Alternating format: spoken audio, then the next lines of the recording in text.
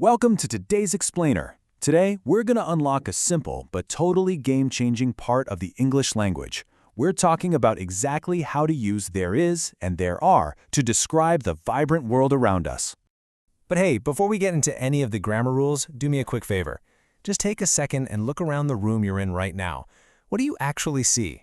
How would you describe the furniture, the people, maybe your pets, to someone who isn't standing right there next to you? Well, that is exactly why we need these two phrases. They're literally the essential building blocks for painting a picture with your words. Okay, let's dive into this. We're going to start with the most basic building block, focusing on just a single object. The rule here is incredibly straightforward. You use there is to talk about one person, one animal, or one thing. The absolute most important word to remember here is one.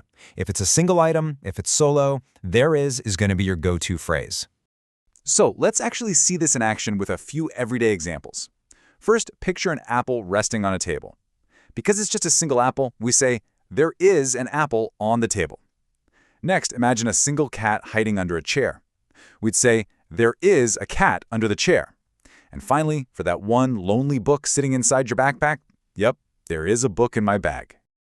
Now, to really build that muscle memory, I want you to try saying it out loud wherever you are right now. Go ahead. There is an apple on the table. Actually speaking the structure out loud like that helps lock it right into your brain. Love it. All right, let's move on and see how this builds. Now that we've totally mastered single items, it's time to level up. We're looking at multiple things.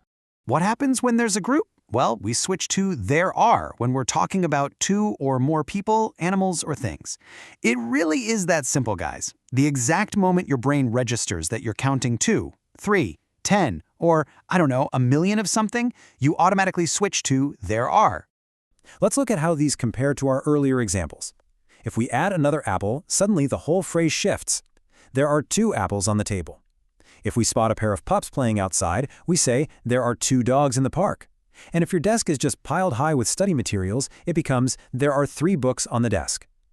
Notice how those numbers, 2 and 3, instantly trigger the use of are.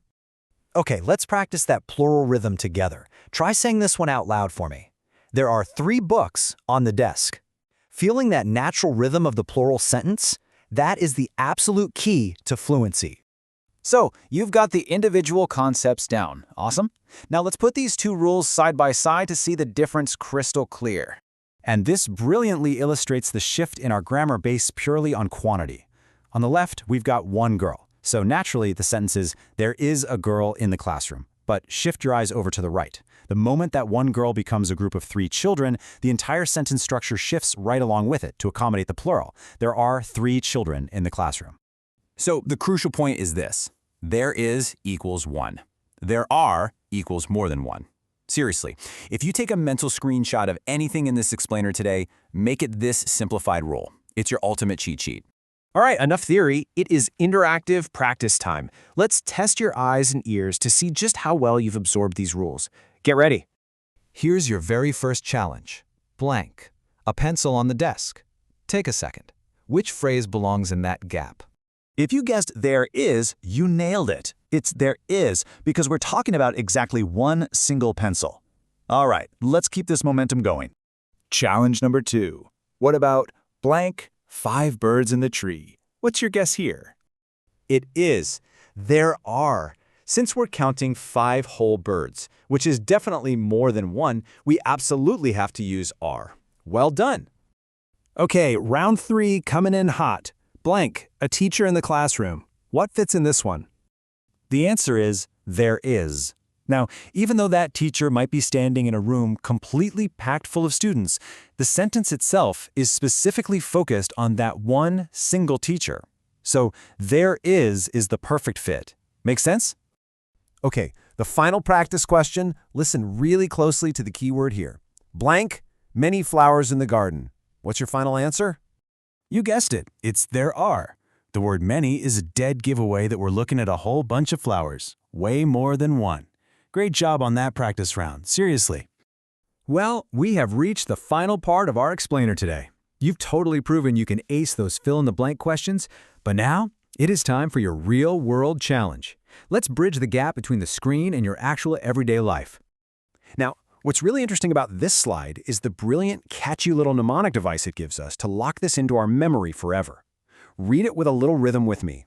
One thing, there is. Many things, there are. Practice every day, and you'll go far.